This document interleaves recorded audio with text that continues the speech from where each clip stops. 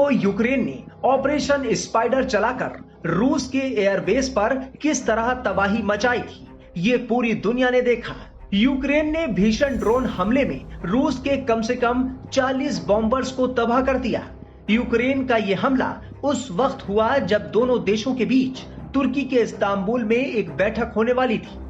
Ukraine 40 aircraft को ध्वस्त करने का दावा कर रहा है, जिनमें Tu-95 और Tu-22 बम वर्षक भी शामिल हैं। ये दोनों एयरक्राफ्ट परमाणु हथियार ले जाने में सक्षम थे। बताया जा रहा है कि यूक्रेन इसकी तैयारी करीब 18 महीनों से कर रहा था।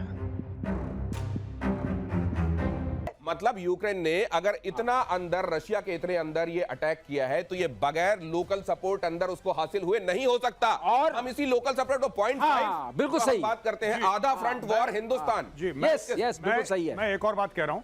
कुछ समय पहले आपको याद होगा सबको कि क्रेमलिन पे भी अटैक हुआ था, एक ड्रोन ने आके हमला करा था।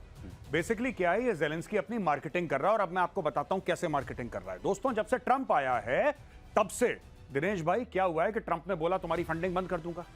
रिसेंटली जो जनरल सेक्रेटरी है नेटो का, नेटो के जनरल सेक्रेटरी ने बोला कि जितने भी नेटो की मेंबर कंट्रीज हैं सब के सब अपना जो बजट है वो 5% ऑफ जीडीपी करो। आपको भी पता ही है 5% जीडीपी का हर एक नेटो देश अपना बजट बढ़ेगा। ये नेटो के जनरल सेक्रेटरी ने ऐलान कर दिया करीब 5 दिन पहले। अब बात यह है कि ज़ेलेंस्की की फंडिंग हो गई है बंद। ज़ेलेंस्की को पावर में बना रहना है, वॉर टाइम जनरल अपने आप को देखता है। ज़ेलेंस्की दुनिया भर को और खास तौर से नेटो कंट्रीज को यह बोल रहा है कि मेरी ये कैपेबिलिटी है कि मैं 4000 किलोमीटर दूर जाके वार कर सकता हूं, चाहे मेरे ड्रोन्स ने वो फासला तय कराओ ना कराओ, इममटेरियल। मैंने उड़ा दिया ना, मैंने 40 हवाई जहाज उड़ा दिए, तुम उड़ा पाए? तुम नहीं उड़ा पाए। मैं हूं जो करके दिखा सकता हूं, लाओ पैसा। यही चक्कर चल रहा है इसका, ये मार्केटिंग कर रहा है अपनी। और आपको ये भी पता है कि तुर्की के अंदर इनका पीस टॉक्स होने वाले थे, और अवेयर पीस टॉक्स आज नहीं मंडे। अब क्या नहीं, अब एक बात बताइए, उस पीस टॉक्स का क्या होगा? उन पीस टॉक्स का क्या होगा? यहां पे तो एक दूसरे को मिसाइल मार रहे हैं, ड्रोन मार रहे हैं, कौन सी पीस टॉक्स? तो ये ज़ेलेंस्की ने जानबूझकर कराए समय पे, जब रशिया तैयार हो गया था कि चलो ठीक है बात कर लेते हैं। अब इसका नाम जो इन्होंने रखा है, नाम रखा है इसका स्पाइडर वेब। ट्रकों से भेज दिए ड्रोन, करीब गए, वहां से उड़ाया गया उसको, और इसको कहते हैं कि डायरेक्ट जो है first party visuals, first person visual वाली ये ड्रोन है। ये समझाइएगा सर क्या होता है? इन्होंने वीडियो भी लॉन्च इसका दिया है। मतलब वो आदमी जो चला रहा होता है, जिसको बम मारना है, उसको खुद वो व्यू मिल रहा होता है, यही है ना? First person. ये सैटेलाइट कंट्रोल्ड है। Satellite control. इन्होंने क्या किया, जो मतलब वो रिमोट से नहीं और सैटेलाइट से कंट्रोल है। कहां से कंट्रोल आ रहा है? क्योंकि वहां तक तो उनकी कोई सिग्नल जा नहीं रही है। तो उन्होंने सैटेलाइट से कंट्रोल किया, उसका ऊपर से छत हटाई, उसके अंदर छोटे छोटे ड्रोन्स रखे थे, उसमें 1-1 किलो के ग्रेनेड टाइप, इस टाइप के बॉम्ब्स थे। उन्होंने जाके विंग्स को हिट किया, इंसिडेंटली थे, उसमें से आग लगी।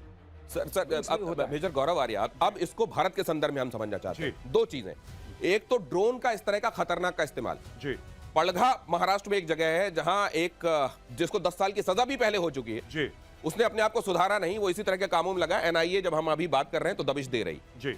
उस व्यक्ति ने 12 से ज्यादा जगहों पर मुंबई में अटैक करने की योजना बनाई थी इसी तरह के ड्रोन्स के जरिए। उसको वक्त रहते हमारी एजेंसीज ने नाकाम कर दिया। हमारी एजेंसीज की इसमें वाह होनी चाहिए। दूसरे, ये तब भी कोशिश की गई जब हम ऑपरेशन सिंदूर कर रहे थे 9 तारीख की रात में, 10 तारीख, यहां तक कि 11 तारीख को भी उधर से आने वाले ड्रोन्स को वक्त रहते निष्क्रिय करने का भारत ने जो काम किया, क्या यह दिखाता है हम ज्यादा तैयार हैं?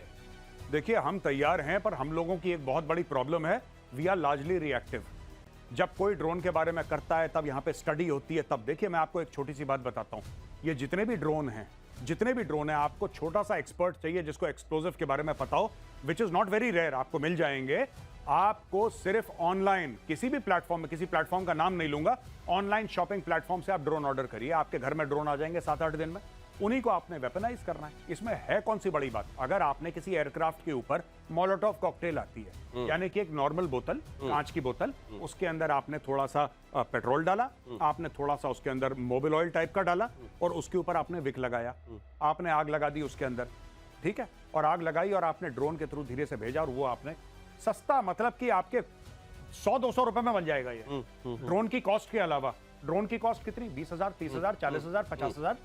भाई साहब, करोड़ों, मिलियंस ऑफ डॉलर्स का आप एक एयरक्राफ्ट, ऐसे आपने आग लगा दी एयरक्राफ्ट में। यही तो ज़ेलेंस्की कर रहा है। वो ड्रोन को स्पेशल ड्रोन नहीं है। सवाल उठ रहे हैं कि क्या यूक्रेनी राष्ट्रपति ज़ेलेंस्की के कहने पर किए गए इस हमले से शांति का रास्ता खुला है, या फिर दुनिया एक विनाशकारी परमाणु संघर्ष की तरफ बढ़ निकली है? इन हमलों के बाद डर है कि क्या रूस के राष्ट्रपति व्लादिमीर पुतिन परमाणु हथियारों का इस्तेमाल कर सकते हैं। This is getting gradually confirmed by multiple sources that the Ukrainians have carried out a successful attack. And this has been carried out very deep inside Russian territory on multiple air bases. I think this is one of the most serious escalations of the war which has taken place since the last 3 years. And I think that the consequences are going to be very, very severe all around. One, I don't think that the Ukraine Russia war is going to close anytime soon. And I think the Russian retaliation is going to come very, very quickly. And the war in the Russia-Ukraine war is only going to prolong. हालांकि 4 मई को Putin ने एक interview में इस बारे में बात की थी।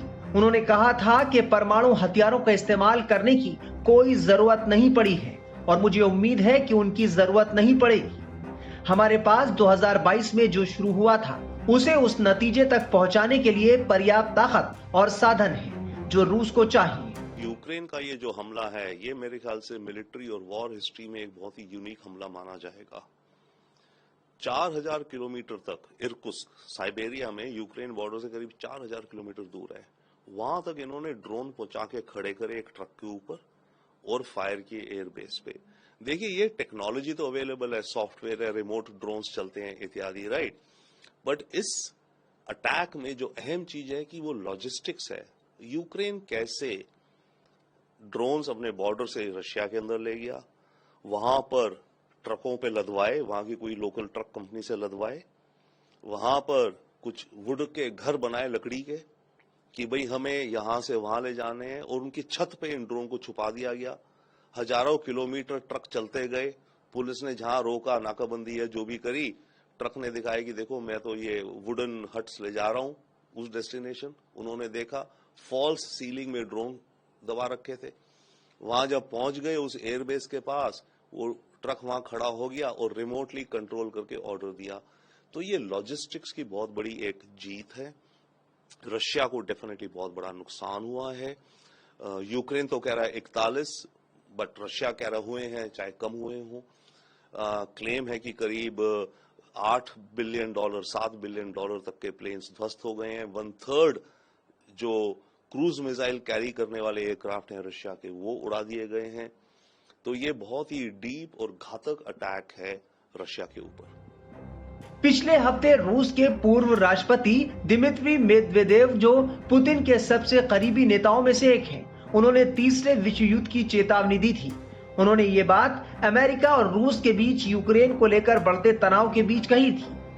मेदवेदेव, जो रूस की नेशनल सिक्योरिटी बोर्ड के वरिष्ठ अधिकारी हैं, उन्होंने ये टिप्पणी अमेरिका के राष्ट्रपति डोनाल्ड ट्रंप के एक बयान के बाद की थी। डोनाल्ड ट्रंप ने सोशल मीडिया पर पुतिन को लेकर कहा था कि वो आग से खेल रहे हैं।